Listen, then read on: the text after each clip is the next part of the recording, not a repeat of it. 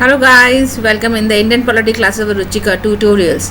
हमारी आज की जो वीडियो क्लास है वो अर्लियर वीडियो क्लास से कुछ डिफरेंट है, बिकॉज अर्लियर वीडियो क्लासेस के अंदर मैंने हर एक चार्टर एक्ट्स के बारे में सेपरेट वीडियो बनाया था, डिटेल में डिस्क्राइब करके समझाया था कि हर चार्टर एक्ट की स्पेसिफिक फीचर्स क्या थे, सिग्निफिकेंस क्या थे, इंपॉर्टेंस क्या थे, उनके लाने के पीछे हिस्टोरिकल रीजन्स क्या थे। लेकिन जो मेरा आज का वीडियो है वो मैंने कंपैरेटिव एनालिसिस किया है, कंपैरेटिव टेबल चार्ट बनाया सब चार्टर्स का, ताकि आप लोगों को रिवीजन करना ईजी हो जाए। ये आपके सामने एक स्लाइड्स प्रेजेंट है जो आपको विजिबल हो रही होगी। इसके अंदर charter act of 1773, settlement act of 1781, Pitt's India act 1784 और सप्लीमेंट्री बिल 1786, ये चार हैं। इनको जो मैंने कंपेयर किया है, जो इधर सामने इनके टैक्स लाइन लगाए वो गवर्नर जनरल है। कौन सा गवर्नर जनरल उस समय था, board of control, board of directors, executive council, supreme presidency, administrative measures और उनकी इंपॉर्टेंस। चलिए, तो हम पहले फर्स्ट टैगलाइन से स्टार्ट करते हैं कि गवर्नर जनरल की पोस्ट जो पहली बार चार्टर एक्ट ऑफ 1773 से क्रिएट की थी वो क्या था। इसके अंदर बंगाल के गवर्नर को, मतलब 3 प्रेसिडेंसीज थी कॉलोनी की इस समय तक, द बॉम्बे, मद्रास और बंगाल। तो बंगाल के गवर्नर जनरल को, बंगाल के गवर्नर को गवर्नर जनरल बना दिया कंपनी टेरिटरी इन इंडिया के अंदर। ये सेम पावर्स 81 के आर्टिकल में रही, 81 के चार्टर एक्ट में रही थी। लेकिन जब पिट्स इंडिया एक्ट आया 1784 के अंदर, तो गवर्नर जनरल की पावर को इंक्रीज कर दिया और उसके पास एक कास्टिंग वोट का राइट भी आ गया। सप्लीमेंट्री जो बिल आया था 1786 के अंदर, उसके अंदर एडिशनल ऐड ये हुआ था कि उसको कमांडर ऑफ चीफ की पावर भी ग्रांट कर दी थी।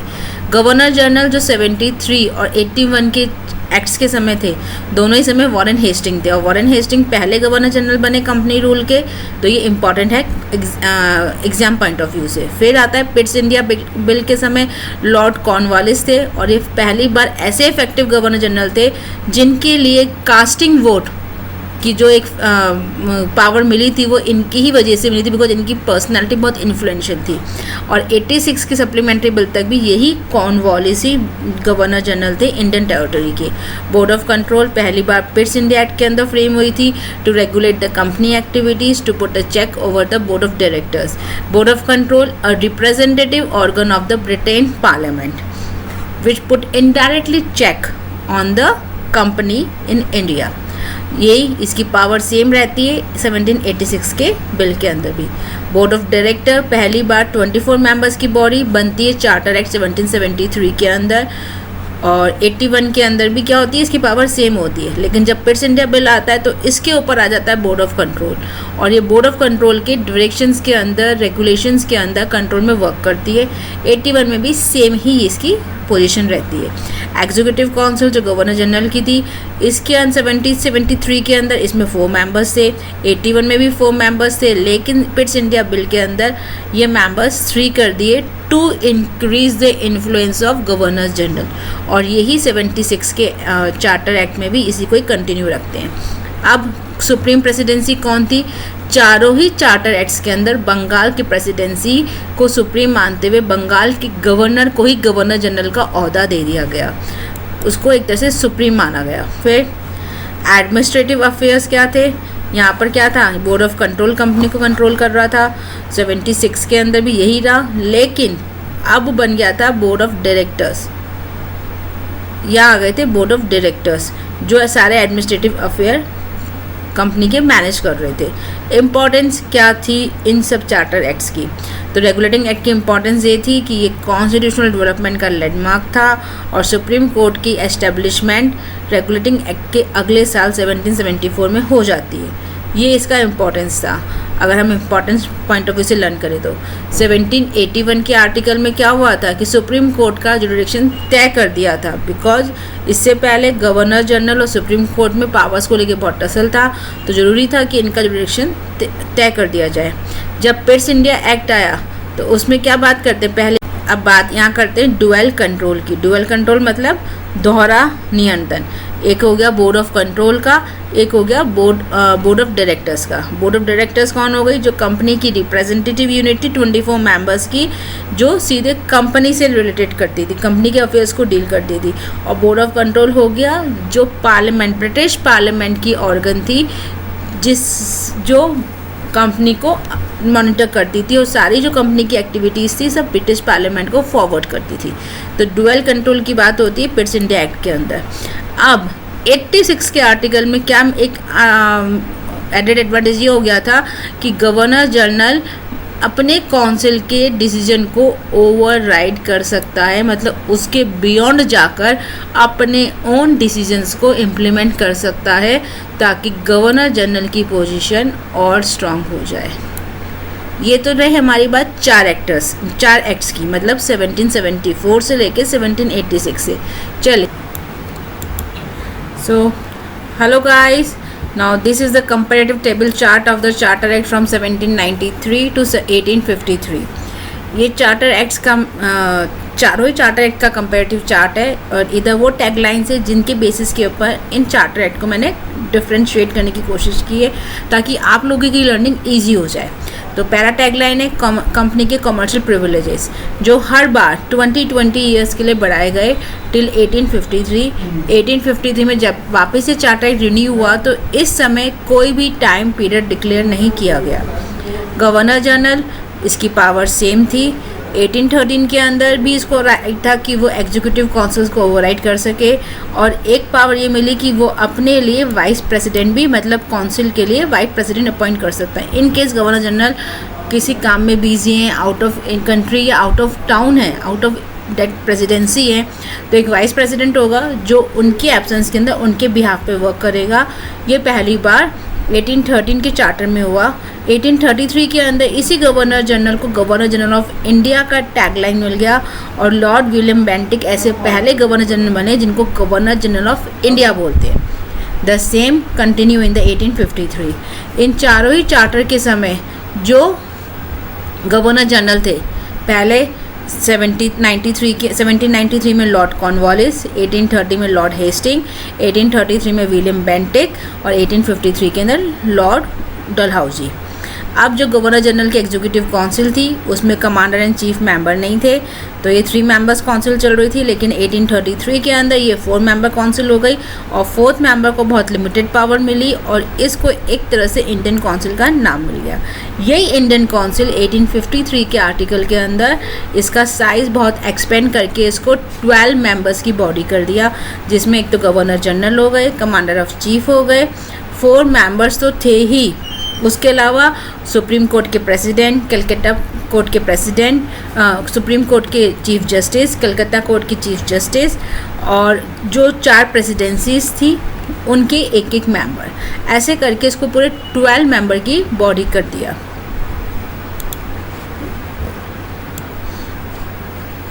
So the next tagline was the board of director. इसकी कंपोजिशन के अंदर चेंज किया गया, ऐसा कर दिया गया कि इसके अंदर जो पहले मेंबर थे, एक प्रेसिडेंट था जो सेक्रेटरी ऑफ स्टेट को प्रेसिडेंट कहते थे और 4 काउंसिलर्स थे, प्रीवी काउंसिल मतलब ब्रिटेन कैबिनेट के। तो अब ये हो गया जो 4 काउंसिलर में से कोई भी 2 मेंबर्स ऐसे भी हो सकते हैं जो प्रीवी काउंसिल के मेंबर नहीं हो। इसके अलावा जो उनकी सैलरी थी वो सारी कंपनी ही पे करेगी। बोर्ड ऑफ डायरेक्टर्स की जो सैलरी का अमाउंट था कंपनी ही पे करेगी। यहाँ भी यही सेम आर्टिकल 1813 में भी इसी चीज़ को कंटिन्यू रखा कि जो सीनियर मोस्ट मेंबर था वो अपॉइंट होगा as a president. Board of control और एग्जीक्यूटिव और representative unit of the company, जिसके बारे में चेंजेस आए 1853 के चार्टर एक्ट के अंदर कि इसके मेंबर्स को रिड्यूस कर दिया, जो 24 मेंबर्स से रिड्यूस करके 18 कर दिया। उन 18 में से जो 6 मेंबर्स थे वो ब्रिटिश पार्लियामेंट इलेक्ट करेगी या रिक्रूट करेगी या नॉमिनेट करेगी, ताकि इस बोर्ड ऑफ कंट्रोल के ऊपर ब्रिटेन का इन्फ्लुएंस बढ़ जाए। और इसको एक पावर भी मिल गई थी कि वो अब प्रेसिडेंसीज क्रिएट कर सकती है for the administrative benefit. Supreme presidency कौन थी? तो नो डाउट बंगाल का गवर्नर जनरल ही पूरे ही कंपनी टेरिटरी का गवर्नर जनरल था। लेकिन जब 1853 का आर्टिकल आया तो एक लेजिस्लेटिव काउंसिल बना दी गई और बंगाल के लिए separate governor, separate lieutenant general की नियुक्ति की गई। और जो लेजिस्लेटिव काउंसिल था उसका head governor general of India था और वो सब प्रेसिडेंसीज पे इक्वल कंट्रोल करता था। सिविल सर्विसेज की सबसे पहली बात 1833 के आर्टिकल में आई थी, और 1853 का जब आर्टिकल आया तो उसके अगले साल ही मैकॉले कमेटी का गठन हुआ, और 1855 के अंदर पहली बार फर्स्ट टाइम एग्ज़ाम्स हुए। इन सब के लिए डिटेल में आप मेरे हर एक आर्टिकल के पर्सनल वीडियोस में जाइएगा ताकि आपको क्लियर हो जाए। एडमिनिस्ट्रेटिव अफेयर्स, पहला क्या था, 1793 के अंदर ऐसा फर्स्ट टाइम हुआ था कि रेवेन्यू एडमिनिस्ट्रेशन और जुडिशरी फंक्शंस को अलग कर दिया गया। कंपनी के दोनों फंक्शंस को अलग अलग कर दिया कि वो रेवेन्यू को अलग से डील करेगी, जुडिशल फंक्शन को अलग से डील करेगी। सब 1813 के अंदर पहली बात एजुकेशन पे 1 लाख रुपए खर्च करने की बात की गई, और लोकल गवर्नमेंट को कहा गया कि वो भी टैक्सेस इम्पोज कर सकते हैं। पहली बात जो बात करते हैं वो लोग कि एग्जीक्यूटिव और लेजिस्लेटर की सेपरेशन की बात करते हैं कि एग्जीक्यूटिव फंक्शंस क्या होंगे और लेजिस्लेटिव फंक्शंस क्या होंगे। इन सब के बारे में डिटेल के अंदर मेरी हर आर्टिकल की वीडियो में जाएं, आपको डिटेल में डिस्क्रिप्शन वहाँ मिल जाएगा। सेंट्रलाइजेशन ऑफ एडमिनिस्ट्रेशन की बात भी हम 1833 के आर्टिकल में ही करते हैं। 1853 के अंदर बात होती है इंडियन सिविल सर्विसेज की, सेंट्रलाइज एडमिनिस्ट्रेटिव सिस्टम की, बिकॉज इंडियन लेजिस्लेटिव काउंसिल इसमें बन जाती है, और separation of legislative executive work की। लेजिस्लेटिव वर्क क्या होगा और वो इंडियन काउंसिल करेगी या इंडियन लेजिस्लेटिव काउंसिल करेगी, एग्जीक्यूटिव वर्क जो करेगी वो गवर्नर और उसकी एग्जीक्यूटिव काउंसिल करेगी। दोनों में क्लियर डिमार्केशन कर देते हैं ये 1853 के एक्ट के अंदर। अब इन चारों एक्ट्स की इंपॉर्टेंस क्या होगी, हमें की फीचर्स याद करने पड़ते हैं कि 1793 के अंदर गवर्नर्स को बहुत पावर मिल गई। 1813 के अंदर पहली बार कंपनी की मोनोपोली ट्रेड के अंदर ख़त्म कर दी, और केवल उसका ट्रेड टी तक सीमित रह गया था। क्रिश्चियन मिशनरीज़ को परमिशन मिली थी कि वो इंडिया आ सकते हैं। 1833 के अंदर कंपनी की कॉमर्शियल एक्टिविटीज़ को एकदम बंद कर दिया, अब वो केवल एडमिनिस्ट्रेशन पे ही ध्यान देगी। इंडियन लॉ कमीशन बना कोडिफाई करने के लिए सारे लॉज को, और पहली बार ब्रिटिश कॉलोनाइजेशन ऑफ इंडिया को लीगलाइज किया गया। 1853 का चार्टर एक्ट अपने आप में इसलिए इम्पॉर्टेंट है बिकॉज ये कंपनी रूल का लास्ट चार्टर है। इसके बाद जो हम बात करेंगे चार्टर्स की, वो फर्स्ट रिवॉल ऑफ इंडिपेंडेंस की बात आती है 1858 के चार्टर की, जो क्वीन एलिजाबेथ की बात करेंगे। यहीं से पार्लियामेंट्री सिस्टम की बिगनिंग की बात होती है, बिकॉज हम एग्जीक्यूटिव और लेजिस्लेचर की बात करते हैं, और Indian legislative council as a mini parliament function करती है। इंडियन लेजिस्लेटिव काउंसिल बनी जो कि एक सेंटर की यूनिट थी, सेंट्रलाइजेशन की बात हुई थी। आई होप मेरे इस वीडियो को आप एंजॉय करेंगे, बिकॉज मैंने पूरी कोशिश करी है कि जितने भी मैंने अलग अलग चार्टर एक्ट्स पे वीडियो बनाए उन सबको सम अप करके, उन सबको क्लब अप करके एक टेबल फॉर्म में आप लोगों के सामने प्रेजेंट कर दिया ताकि आपको इजी रहे। जैसे ही वीडियो ख़त्म होगा आपको ये सारी table as a screenshot visible भी रहेंगी ताकि आप उसको जब भी चाहे पढ़ सकें। मेरा वीडियो कैसे लगा, अगेन आई एम आस्किंग, आप प्लीज़ कमेंट बॉक्स में डालें। मेरे चैनल को सब्सक्राइब करें एंड